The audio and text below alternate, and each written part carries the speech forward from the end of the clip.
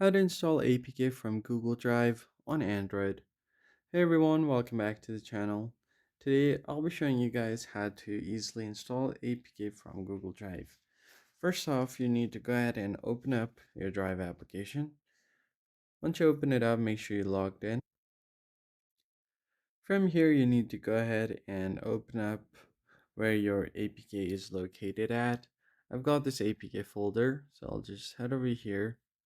And to actually download it, tap on the three dots and you'll find the download button here. Tap on it. Once the download is complete, you can go ahead and open up your file manager, or you can directly open it up from your notification. Just tap on it and you'll be headed over there.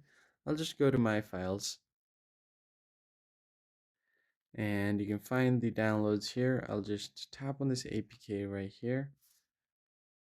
You can just tap on it, then tap on install the APK file, and you should be good to go. Once installed, you should be able to open it up and you're going to be good to go. That's it for this video, guys. I hope this tutorial was helpful.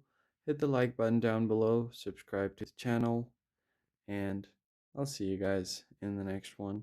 Thanks for watching.